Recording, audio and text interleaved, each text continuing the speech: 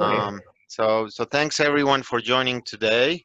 It's early morning here in most parts of the U.S. and then I guess it's early afternoon in Europe. And I don't know what time it is in Australia and Asia, but I think it's probably late. So some people will just have to watch the recorded talk. So we have the pleasure to invite today Piotr Futyma. He's a cardiac electrophysiologist at St. Joseph's Heart Rhythm Center in Poland. And he's going to give us a very relevant, very interesting talk about bipolar ablation in difficult arrhythmia substrates.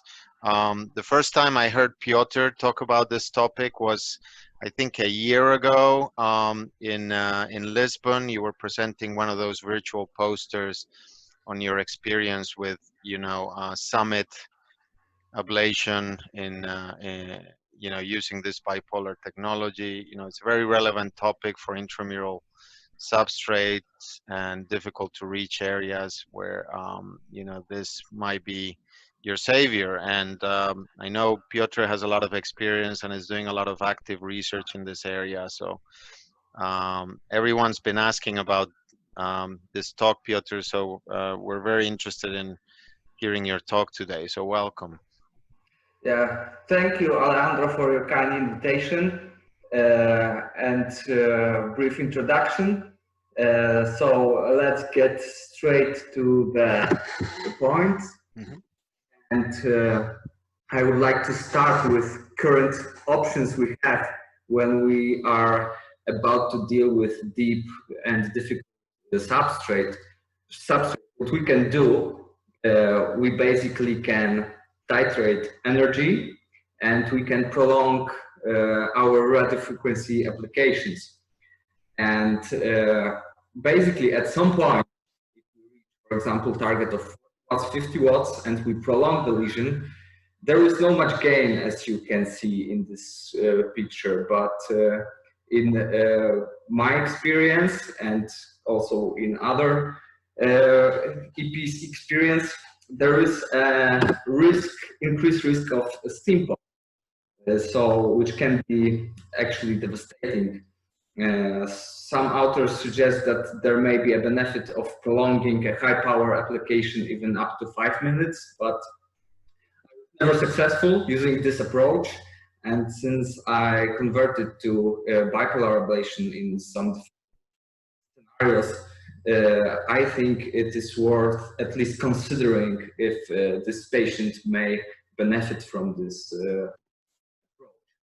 So this is how it would look like in a perfect world when we have a very uniform tissue, very uniform resistivity of this tissue, and the radio frequency current which is delivered into the tissue creates a very nice and uniform ablation lesion.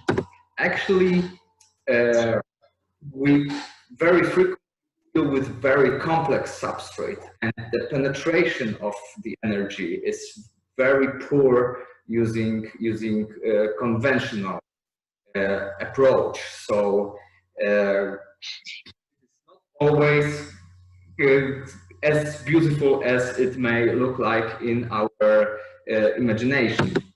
So let me show you basic differences in unipolar and bipolar ablation.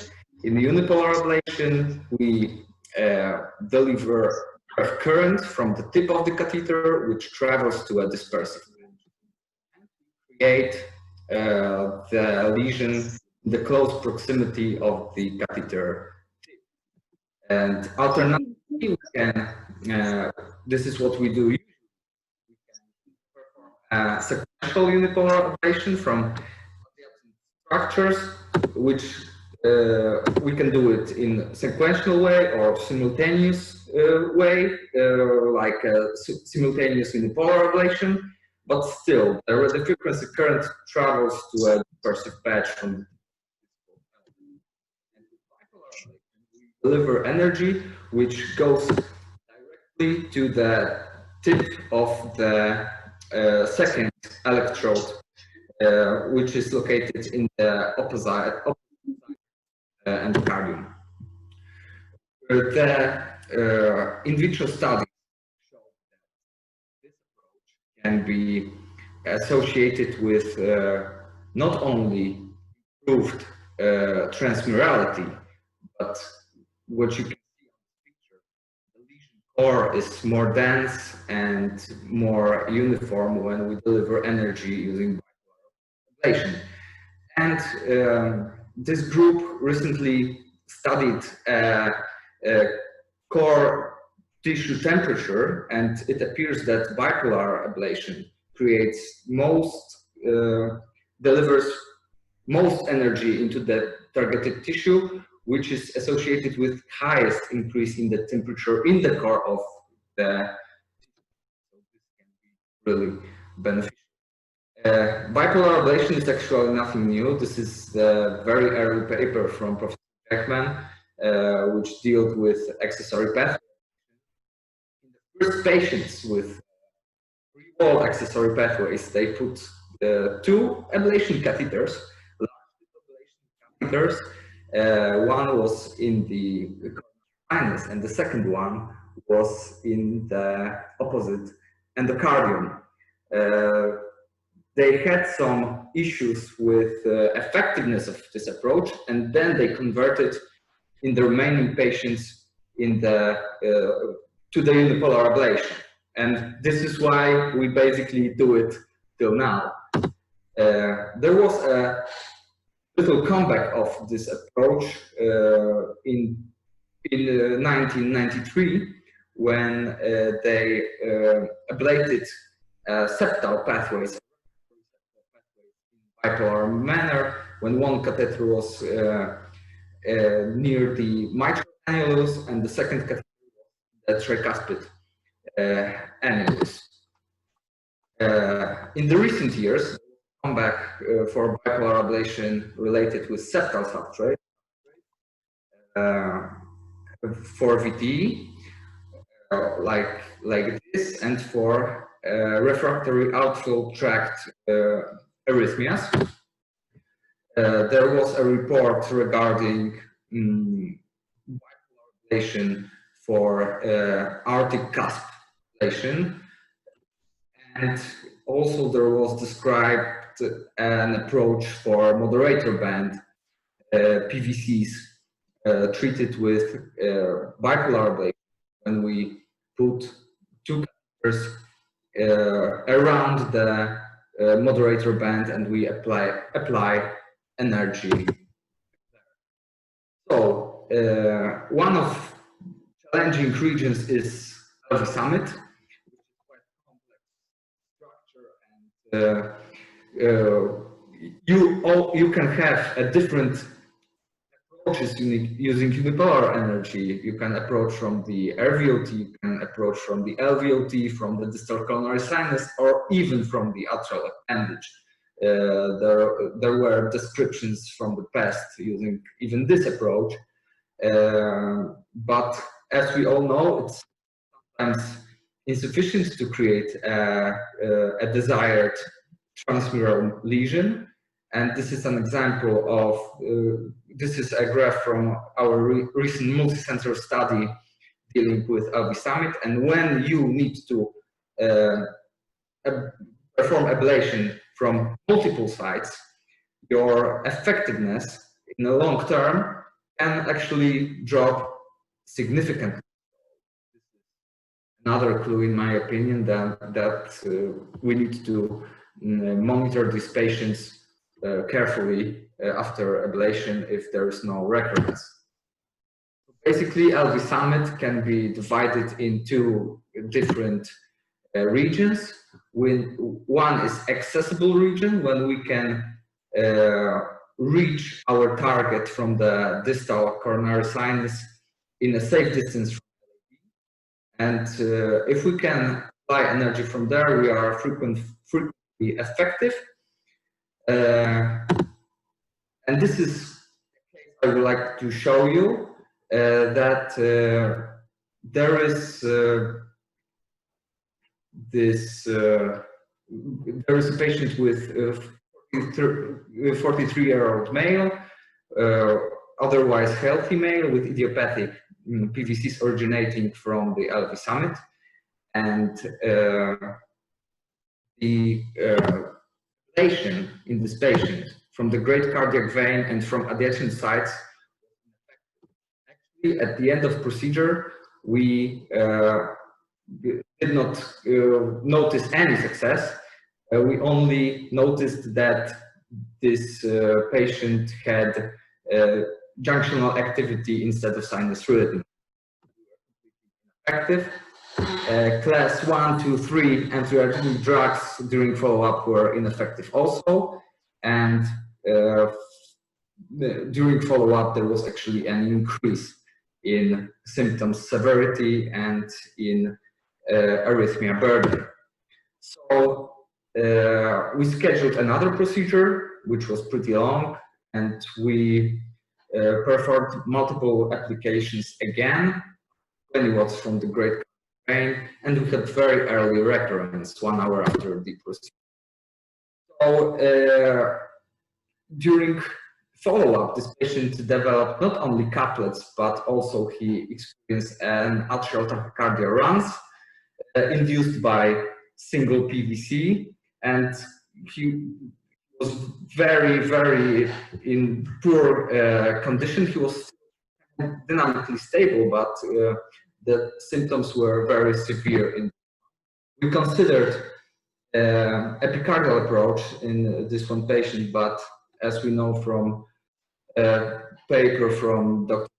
Kelly, this approach is effective in only minority of patients. It's mainly because that LV summit is drowned in the epicardial fat, and it's difficult to burn from there using unipolar approach.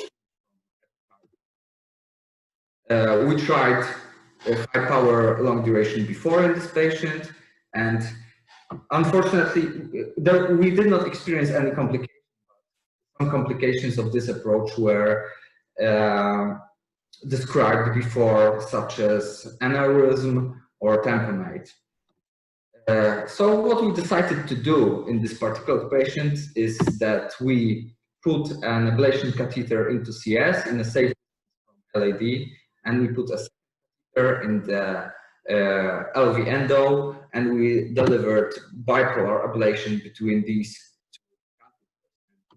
During follow-up, this patient was symptom-free, and PVC burden dropped to 0. We treated 4 patients like this, and we achieved a significant decrease in PVC burden. All of these patients remain asymptomatic so far, so this can be an effective method. What we also reported is that we created a transmural lesion in all of these subjects.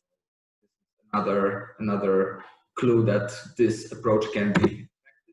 We are now conducting a multi-center study and with a long follow-up, and probably this year we will be able to publish this.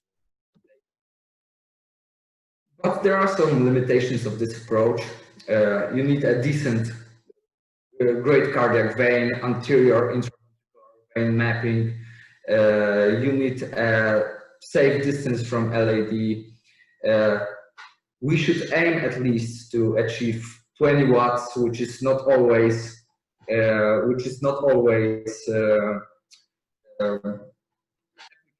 that. We should prolong our applications above 60 seconds, for example, and sometimes there are impedance issues that prevent us to effectively deliver prolonged lesion there. So this method appears efficient only for patients with so-called accessible summit PVC.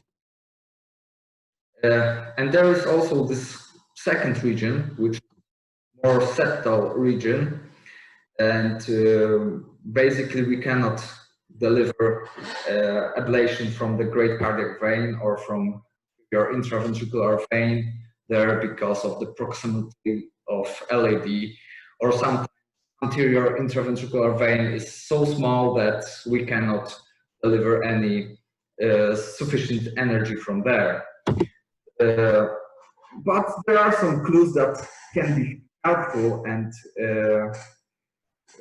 this figure comes from Dr. Yamada's paper, and what we can see here is that this inaccessible summit is very close to the pulmonary artery, especially close to the left pulmonary.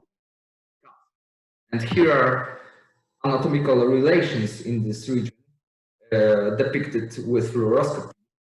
We have a catheter in the left pulmonic cusp, and you can appreciate that it's very close to the summit. This is the same patient in aerial projection. You can see how close this catheter is to the LV summit. And if you are lucky, you can ablate from the pulmonic cusp, even using unipolar energy.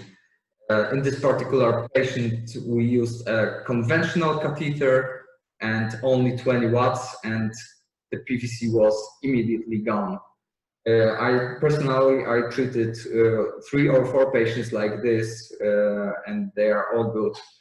It's not always effective, but these findings get us closer to what we do recently when we have inaccessible PVCs, when you can use a pulmonic cusp to deliver a bipolar ablation between 2 catheters.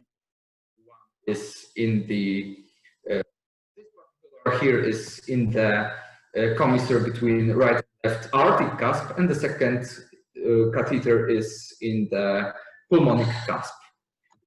And sometimes you need to stay calm for about 40 seconds before compression, like in this particular patient here, but you can be effective using this.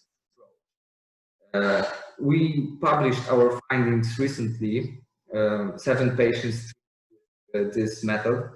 You can see that there is nowhere early, and there is no early activation in the left pulmonic cusp. There is no early activation in the left ventricular outflow tract, and there is only small tiny far field signal early in the great cardiac vein. But in this particular patient, it led to almost complete elimination of any ventricular arrhythmia during follow-up. What if everything else fails? We know that we can modify the surrounding environment when we use, for example, half normal saline irrigation or dextrose 5 in water irrigation. Let me show you how it basically works. When we have a normal saline environment, we have a high resistance of a tissue and low resistance of blood surrounding. And in fact, majority of energy goes to blood, and some of the energy goes into tissue, and we can frequently, despite this, deliver effective lesion into targeted area. When we use half normals, there are not as many ions around the catheter tip, and more energy goes into tissue. And ultimately, we can use dextrose 5 water, which contains almost no ions. So the vast majority of energy goes directly into the. There is a case report of ablation within the anterior intraventricular vein using irrigation, unipolar ablation, effective. So it can be also done. And in 2 patients from our cohort, we used dextrose 5 in water irrigation of both catheters. There is a complete and almost immediate elimination of ventricular arrhythmia in this particular patient. So it can be another option.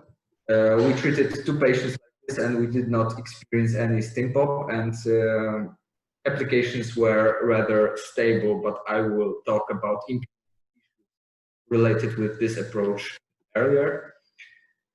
Sometimes people ask me how to access the pulmonic cusp, and this is aerial view, and this is how I used to do that. When you put a catheter very deep in the left or right pulmonary artery, and you make a loop there, and then you retract it.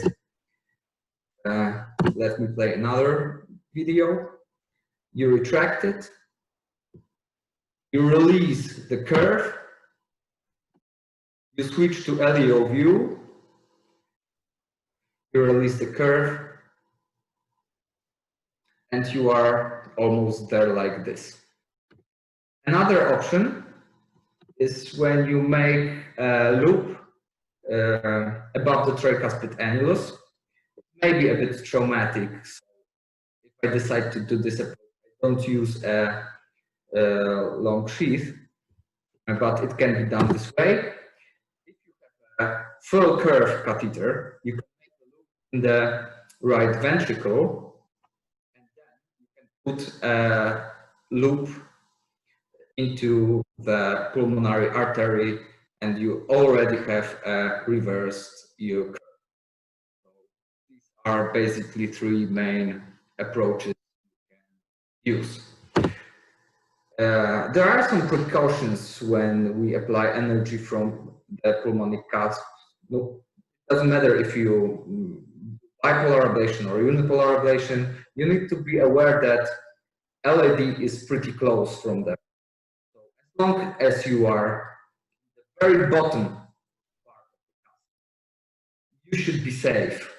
But sometimes when you start to deliver patient takes a deep breath and the heart goes down, but the catheter stays in the exact same position. So actually LAD gets closer to the tip of this catheter. So you need to beware, and you need to make sure that the patient does not take a deep breath during radiofrequency application. And the pulmonary artery is of oblique position. So once you are in a very posterior part of the pulmonic cusp, you should be fine. But if you map more anterior part of the cusp, you always get higher and closer to LAD. So once you decide to deliver radiofrequency application from there, you should double check if there is no LAD somewhere around. And, let's go for a minute to a recently published study from Japan, a multi-center experience using bipolar ablation for defined substrates. As you can see on this table, you can appreciate that are pretty sick, and in these patients with well-defined substrate, the effectiveness was pretty low. There was 44% of recurrence rate at 1 year. So this is another clue that maybe when we deal with some substrate related with scar, we may need a bit different. They also reported some complications approach. Here is an example of coronary artery occlusion during septal ablation, so be aware of it. They also reported AV blocks.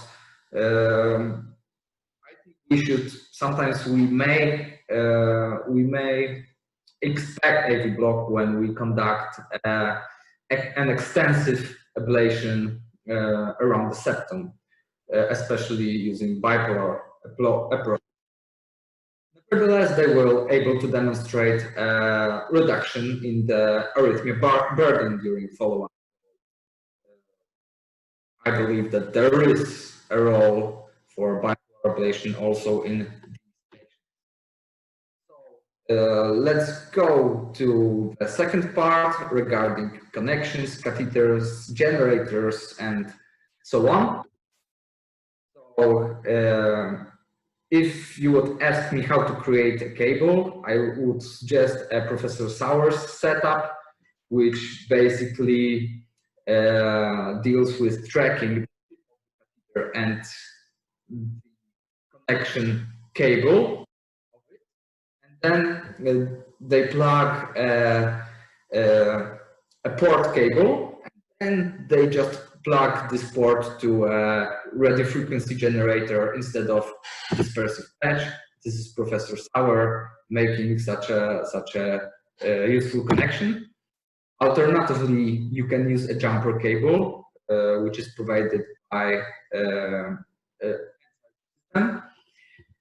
and this is our setup we presented last year. This is a dedicated switch box. You can connect almost any catheter to this switch box, and then it transfers temperature data and signal data to EP system and temperature monitor. Second EP Stocker generator serves well for that. So if you have a Stocker generator somewhere, don't throw it away. Maybe it can be useful in the future. We have 2 irrigation pumps, but we don't always use both pumps. What we do, we start with temperature controlled bipolar ablation. There is some feedback from the non-irrigated catheter if you use one in this. There is some feedback regarding contact. The temperature should increase.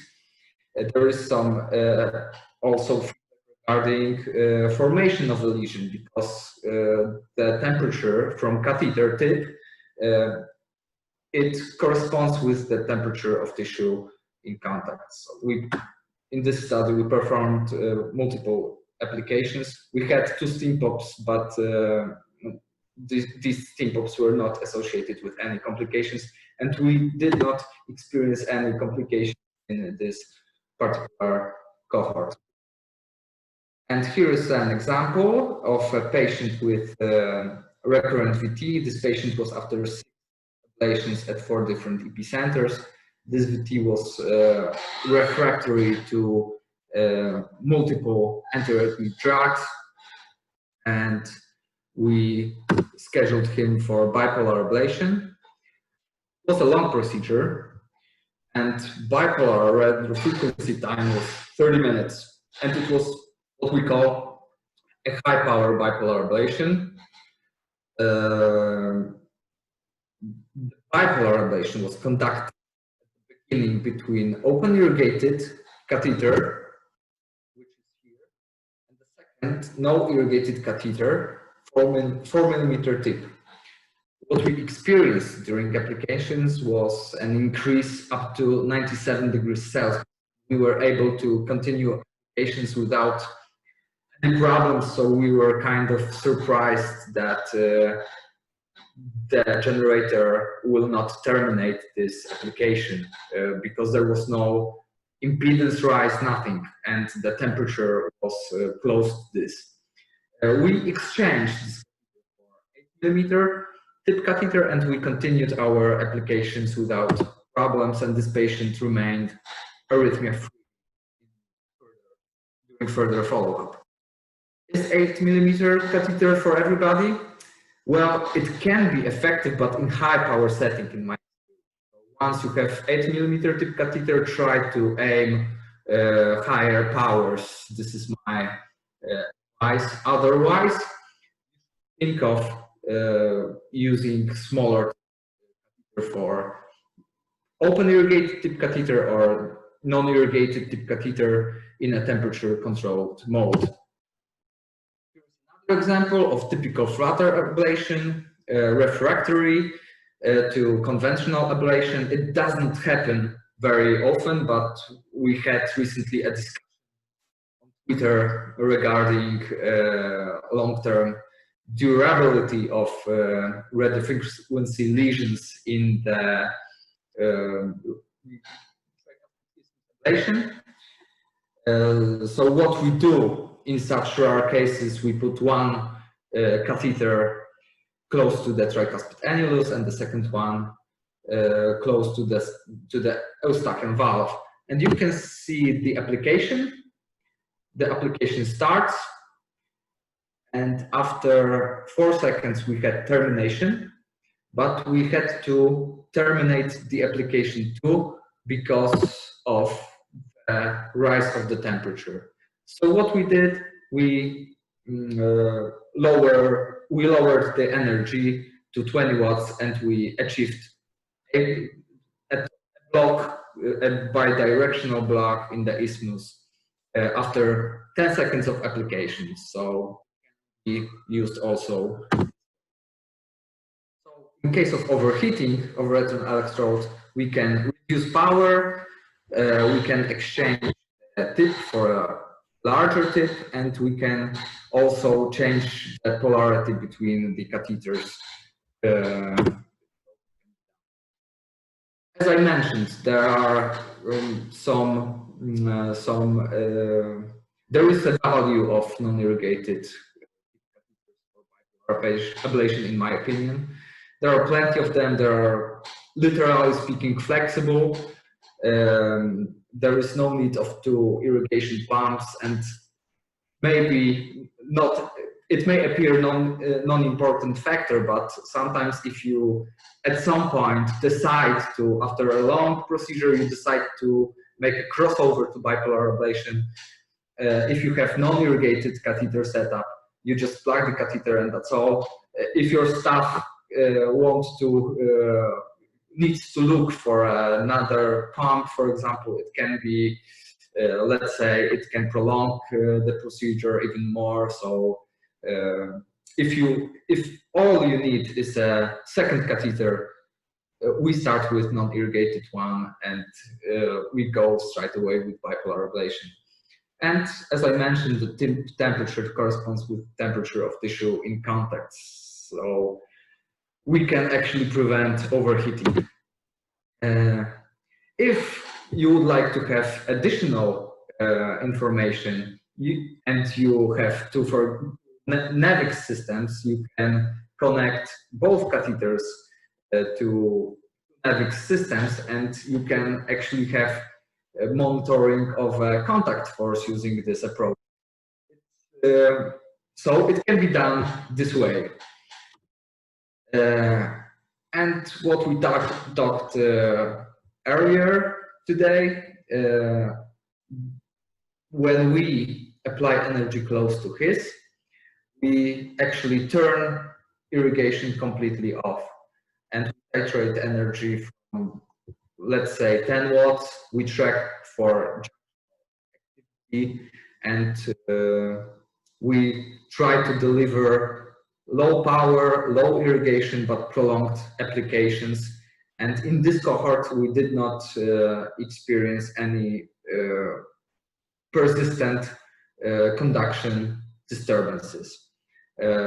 We usually put a CS catheter to track any junctional activity. We stop if there is a junctional activity during applications. And you can see that there is, this is a return electrode, this one here, and you can notice that there is quite this, and this is the successful spot using bipolar ablation in this particular patient, and we achieved immediate elimination in this one here, and PVC burden in this particular patient dropped to 0 during follow-up. You can see that there is almost simultaneous activation on both sides of the septum in this patient. So this is another clue when we may think of bipolar ablation. So, as I stated, in my experience, there are some possible advantages of no irrigation now or low irrigation. I think there may be additional value of convective heat, because when we have two tips of catheters close to each other, one has, for example, 55 degrees Celsius, the second one has 50, I think there may be an increased convective effect. So a few words about generators available. I think it matters which generator we have, because at some point it may be necessary to deliver bipolar ablation at higher impedance value. And for example, in this study, they demonstrated that the Stocker generator delivers significantly higher effective energy values when compared to Ampere or Smarter Blade. So I use Stocker in my lab, and I had some experience also with other generators, but this should be taken account that when you use Ampere generator or Smarter Blade, perhaps at some point you will require to move to higher energy values. This is my opinion about that. And as I mentioned, when we do bipolar ablation, it basically operates at higher impedance values, okay? Because when you use large tip electrode, it is closer to the situation when you use a external dispersive patch. You work with small tip catheters, there is going to be a higher impedance. And this effect can be even increased when you use, for example, low ionic irrigation of both irrigated catheters. For example, for dextrose 5 in waters, in these two cases, we did the impedance oscillated around 300 ohms. And for example, for Ampere generator, sometimes it can be difficult to deliver energy when we are close to 300 ohms. There are some tips how to deal with increased impedance. For example, in this case of papillary muscle ablation, they exchanged small tip catheter for. This is one option. And this is another study from Japan. A similar approach we reported previously. However, this particular they were able to put an 8mm tip catheter into great cardiac vein and use it as a return electrode. So delivered from here to here. And the usage of 8mm catheter can lower the high system impedance using this can be another solution of some. This is our case from 2020. I did not expect that I will be delivering a bipolar ablation for an accessory pathway, but this may happen actually sometimes. And as you can see, around the septum, there was no fusion. This is ventricular signal, this is atrial signal, this is ventricular signal, no fusion. It took us 11 seconds to terminate the conduction in this particular accessory pathway. So I think this topic may be worth rediscovering sometimes. And this is how the future may look like. We will have new devices coming soon, and this lesion is created using a 9mm lattice catheter, which is brand new equipment, and there may be additional value of using it setting, but there is also a value of using a regular large tip catheters, and in this study they showed that they were able to create a lesion up to 28mm in the very thick myocardium, which was quite unexpected. we think that the limit for the bipolar lesion is 20, maybe 25 millimeters, but here we reach almost 30 millimeters, and they use two 8-millimeter tip catheters. So this is another clue that a large tip catheter can make additional value. Let me get to conclusions. We have more than 30 years experience of ablation using unipolar approach. It was mainly designed for cardias. We adapted it for more complex substrates. There are some pitfalls of unipolar ablation. Regular applications for deep below 40 watts. This is when we feel quite safe regarding are frequently ineffective.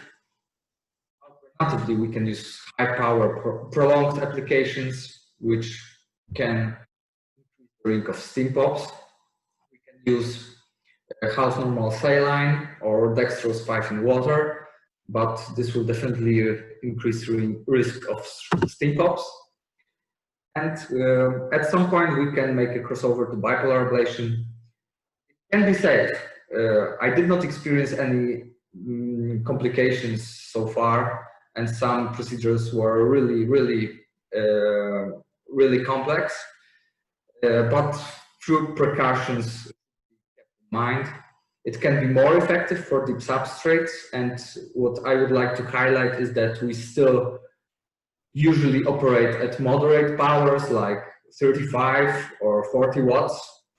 And despite this, we can create a transmural lesion. Temperature of a retinal electrode is feasible.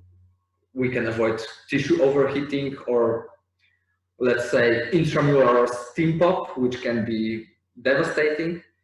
In my opinion, there is a possible value of large catheters, like classic 8-millimeter tip catheters, 9-millimeter catheters which are coming, or for example 10-millimeter tip catheters which are available but rarely used in clinical practice, and hopefully dedicated tools are coming. So thank you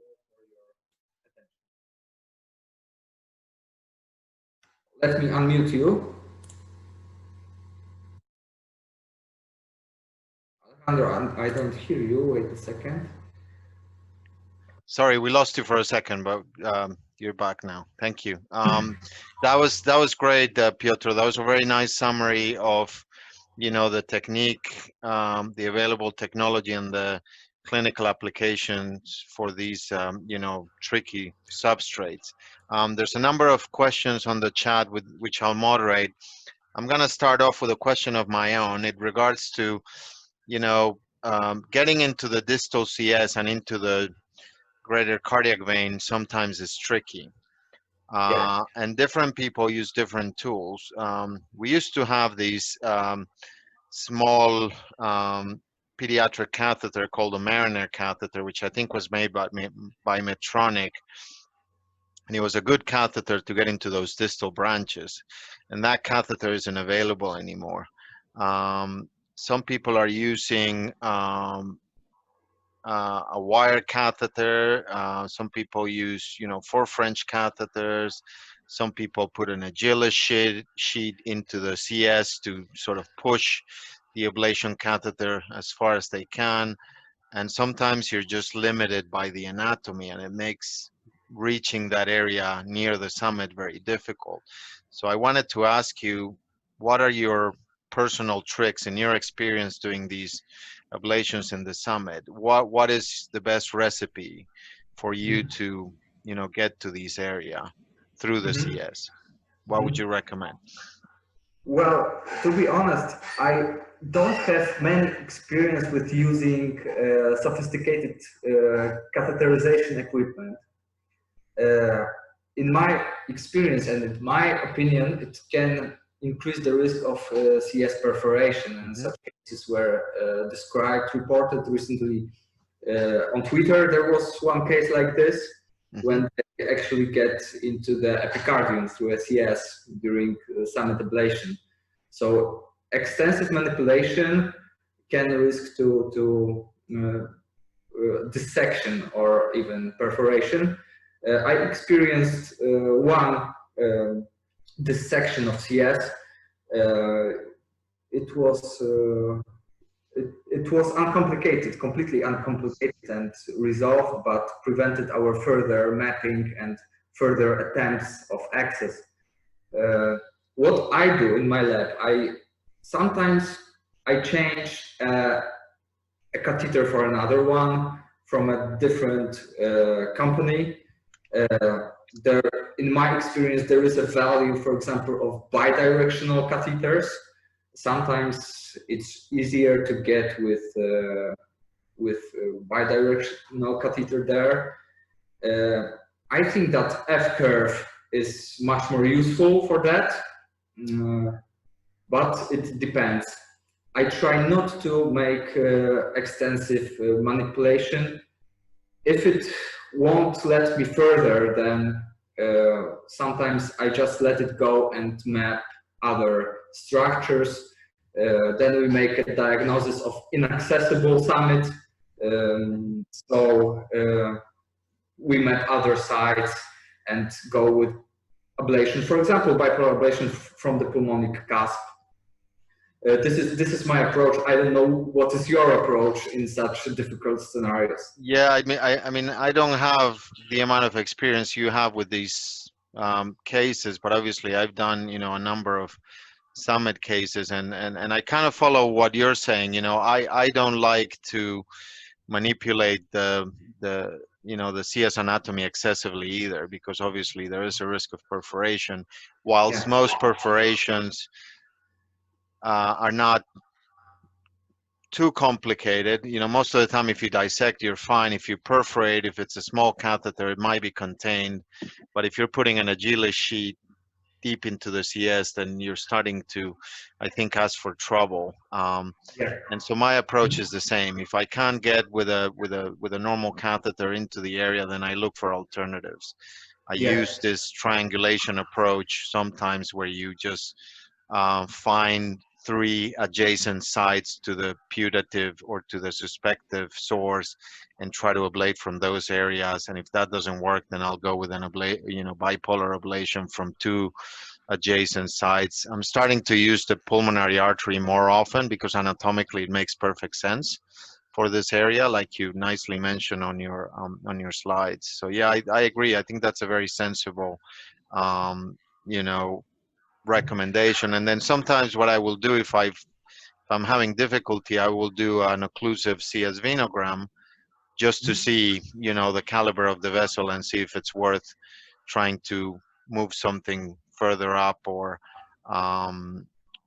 to abandon and go somewhere else. I used to, you know, the mapped wire, but the problem is the mapped wire gives me the diagnosis, and then if I don't get an ablation catheter up there, then at least I know where the possible earliest site is, and I can try to find an alternative site that gets me close to that area.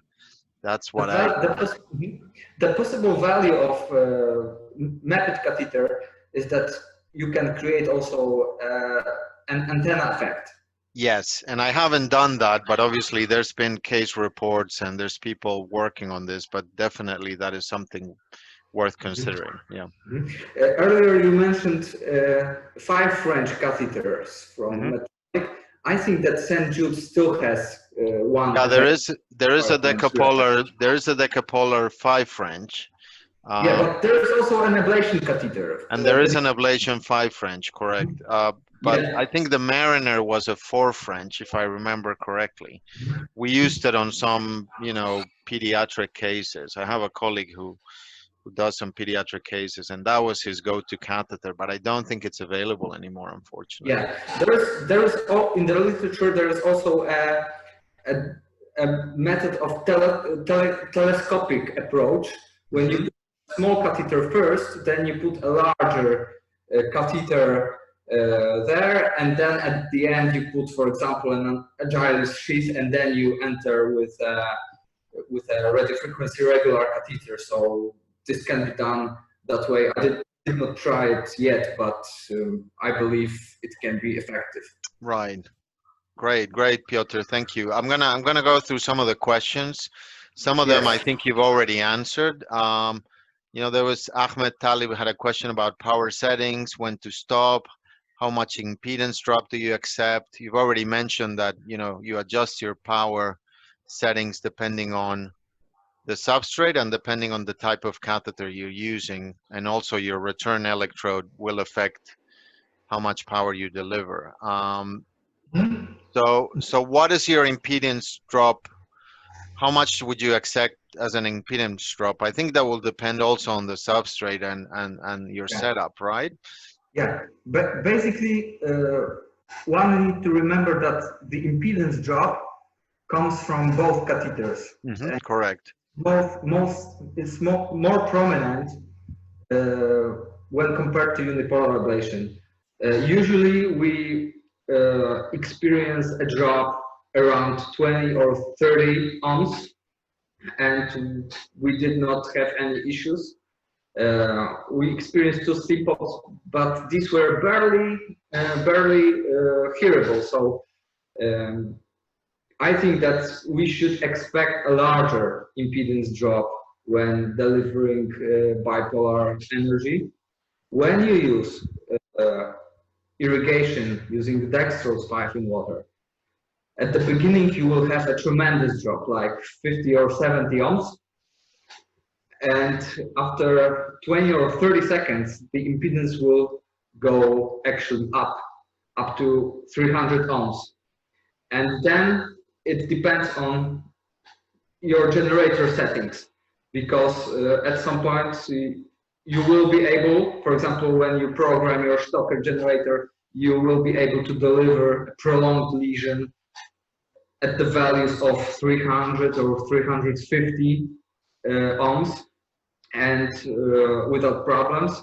Once we had a cutoff at 400 ohms, so there is no way to deliver energy like this, because the current cannot go out from the tips. So I think that during bipolar ablation, it is more flexible topic, worth investigating what happens with impedance there. Basically, you should expect a more broad range of impedance values. With let's say conventional bipolar ablation, you should expect a higher impedance drop. I think 20 or 30 ohms is absolutely acceptable. Okay, great. Someone mentioned, wanted to know the risk of perforation inducing perforation or causing direct injury when applying, you know, this bipolar energy at the cusp level. And I think it obviously depends on the location of your source and return electrodes, and then the nearby structures. And I think that's part of the reason why I think everyone does an angiogram in those, you know, summit and periodic areas, because you need to know where the coronary anatomy is, because you don't want to deliver energy across one of these vascular structures. And I think sometimes, you know, we get lucky because there is, you know, the blood flow has a protective effect, but you can't count on the blood flow of the coronaries to save you from injury. You have to also consider the distance and the angle of the or the direction of the energy when you're applying it. So it is a bit tricky. Then there was a question about how does contact force on active and return catheters affect the efficacy of the bipolar ablation? And you showed us a nice slide to illustrate that. Obviously, with more contact, there's one shorter distance, and then there's, you know, more direct delivery of the energy into the tissue. Alejandro, can I comment only regarding this pulmonary cusp mapping? Yes, of course. Go ahead. 1 second. Because if you start your mapping adventure about the pulmonary artery, I would do that using the most flexible, non-complex catheter that you have, because it can decrease the risk of perforation. Of course. Yeah. For mapping, I usually try to use non-irrigated, normal 4-tip catheter, just to see if there is any activation, early activation there. If it's not there, then maybe it's not worth fighting and making all these, let's say, strange curves in the pulmonary artery. Right. I also try to avoid using stabilization sheaths because of the same reason. Yeah. Because of the risk of perforation, possible risk of perforation. And what I would do, I would start using a normal catheter, make a curve, see how it goes, what happens in the cusps regarding activation, learn the anatomy, how close you can get to LAD, and then move forward. Regarding injury, I completely agree with you that there may be a protective effect of coronary blood flow, but I would not violate the 5mm rule, the same in the CS. So as long as you are very bottom in the cusp, I think you are safe, but you need to make sure that it's still safe from the coronary artery. I would strongly recommend to avoid deep breathing of a patient during this mapping. I did not experience any injury so far. However, I experienced multiple times that I start RF energy there and the patient takes a deep breath and my catheter stays at the same position, but the heart goes down. Right. So the LAD goes closer. So these are my tips I would like to suggest. And in my experience, it's much easier to map the cusp if you use very simple catheter without irrigation tube inside, because it's less traumatic. Let's all agree with that. Yeah, no, I agree. You know, contact force catheters, you know, the way they're built, they're more robust catheters and they can poke easily. So using a flimsy catheter, a soft catheter is definitely a better way to, especially in that area going into the PA. The RV infundibulum is a very thin structure, and I've seen many cases where people push too hard, and usually the perforation occurs on that anterior area of the infundibulum just as you're going into the pulmonary artery, because that is, you know, a relatively acute angle, and you have to be careful when you bring the catheter up. I think the idea of, you know, curling the catheter, using that curve and having a soft shaft catheter to go up is probably very reasonable, because then you're not causing direct pressure with the tip on that area. You're just rolling the catheter up. So that makes sense to me, definitely. Yeah, exactly. Eduardo Sad from Brazil had a question about the setup. So you only need 2 RF generators if you have a dedicated box, right? Otherwise, you can use a single generator and, you know, use one of the catheters as your return electrode connected as the ground patch, correct? Yeah, of course, but this second generator is here to help you, to track the temperature only. So right, correct. You're not using it to deliver a ref, but you're using it to... Yeah, only, actually you can connect it to any temperature monitor you want, but Stocker works pretty fast. There's no delay regarding temperature increase. There's no delay. So I think I feel pretty comfortable. Otherwise, to be honest, I would be blinded to what is happening around the second catheter, because let's assume that the active electrode acts pretty normal. You can have as I demonstrated, you can have extensive overheating on a retinal electrode, and if you don't have any tool there, you may be blinded. Of course, you can use irrigation, empirical irrigation of the second electrode, which is a great solution, but it may keep you blinded regarding contact and regarding what's the temperature of the tissue. Right. And this is my experience. This is how I do that. If I would perform, if I perform a bipolar ablation without feedback of a second generator of a temperature information from the retinal electrode, I would go with empirical irrigation of the second electrode. But I'm not sure if I would go to, for example, high power ablation. Okay. So basically, you're using that second generator as a diagnostic Yes, tool it's only temperature monitoring. to get all your information regarding the temperature. That makes a lot of sense. Exactly. Someone else, Ahmed Talib, was mentioned that he had a case when he was doing a bipolar ablation. He had a clot formation at the tip of the return catheter, which was a non-irrigated catheter. Mm-hmm. He's asking if you've had similar observations using non-irrigated catheters as the return electrode, and if you have any tips or any clues of how to avoid that. Yeah. Well, the question is if it was a clot or if it was a char. Because Yeah. you can. You said it was clot, but I assuming it could be char. Yeah. That's what I would expect more likely to occur. Yeah. So basically, the char is associated with high temperature of a retinal electrode. So this is mainly the reason you have a char. It's because you apply energy at high power values.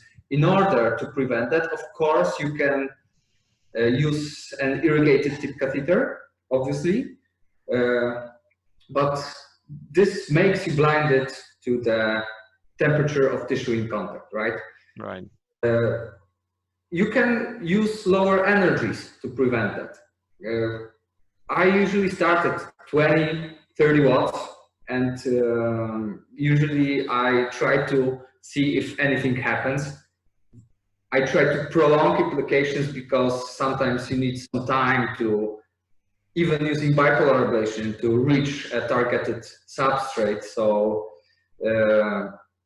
it could be the reason that the char formed at the catheter tip because of the higher temperature there. Very good. Piotr, another question. When you're doing ablation in parahisian areas, septal areas, do you see junctional rhythm before heart block? If you're doing bipolar, does it occur suddenly? Is it gradual? Well, What's your experience? I A loaded question.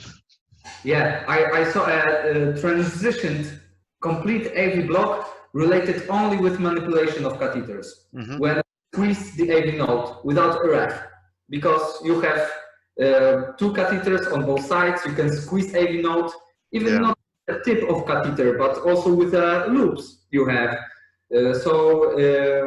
I do not wait when I see junctional activity. I do not wait till complete block occurs. I terminate the application.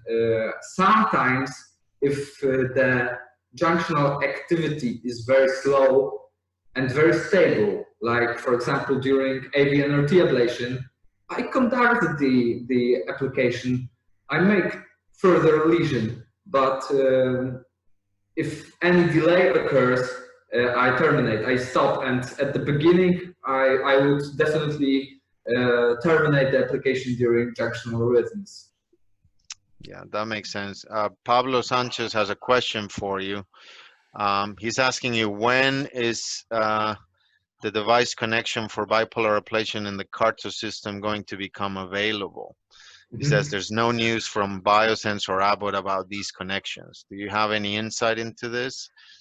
Well, I mean, obviously, yeah. you are working on this. Other people are working on these, commercialization of, bipolar setups, and people wanna use it, and you know, once it's commercialized, it's going to be more widely available, and I think more people are going to start using it, right? Yeah, well, I'm not an industry guy. I'm just a regular physician, but we started a process of CE marking this adapter here. Mm-hmm. What I can say, it may be, you know, we can see the results from, for example, from Japan when they dealt with very, very difficult substrates with high recurrence rates. I'm not sure if the industry may be very interested in pushing bipolar ablation everywhere at any cost, because at some point you may face some complications. Yeah, yeah. They may not be interested, for example, right? Yeah, yeah. Hopefully, it doesn't have the same fate as the needle ablation system did, Yeah, because you know the industry is driven mostly by AF, and yeah. so Well, technologies that are less likely to be of use in atrial fibrillation have less of a market value. The way I yeah. see it. Well, we are working on a CE mark for this, just to make all the documents for this and to approve this, for example, worldwide or in Europe. It's our only goal. I don't think there is huge money around bipolar ablation. Maybe I'm wrong. Hopefully, I am, but we are working on this. Maybe this year we will have a CE mark, so this would make this adapter, which is very simple tool, pretty widely available. Right, right. Yeah, I think, you know, this technology, along with the needle ablation and the sort of wire mapping ablation or alcohol ablation, is what we have available for currently, for, you know, intramural substrates. You know, each of these technologies have different um, pluses and minuses, but there isn't a lot available. So obviously, having a reproducible technique that you can perform in your lab with a certain degree of safety, and you know, we're all looking for this, and I think there might not be a huge market from a commercial point of view, but from a physician, from an EP physician point of view, there's certainly a need and a desire to have these technologies available. Now there's a new technology for ablation called, the electroporation, and the question is, this is from Dave Tomlinson in the UK. He wants to know if you see the value in bipolar electroporation for deep ablation substrates, especially those that are close to the coronaries. Do you have any experience with this? Do you have any thoughts on this? I think that last year there was a poster at HRS, one example of bipolar ablation using shock delivery. Well, it's promising. We will see. I wonder if it is able to deal with very deep substrates. This is very intriguing, and I would look forward to see more data about this. Yeah. The studies from atrial ablation are promising, but we need to accept that this is a different tissue, right? And if we have a patient with refractory deep substrate, the question is if electroporation will effectively reach that site. I hope so. Mm-hmm. What can be done? I look forward to see more data. Hopefully, electroporation will be available also for conventional catheters, because I can tell you that they may be feasible for this kind of stuff. Okay. So we will see. Not much data thus far, but we will see what the future brings. Great. Well, Piotr, is 10 minutes past the hour, so I'm afraid most of us are going to have to go back to work now, but we really enjoyed your talk. This was a great, overview and a detailed, discussion on some of the, practicalities of bipolar ablation. I think all of us have learned a tremendous amount from your discussion today, from your presentation. I really have to congratulate you for the work that you're doing, and the quality of the publications that you are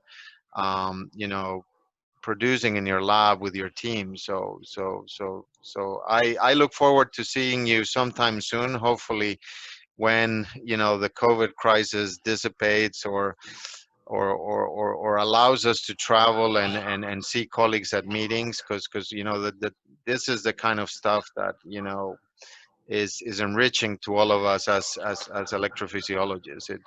It takes us one step further into our ability to treat a lot of these patients. So I'm very grateful for you to take the time to prepare your talk and to give us this really, really wonderful presentation. um, Everyone is just congratulating this session and telling you, praising you for the work you do.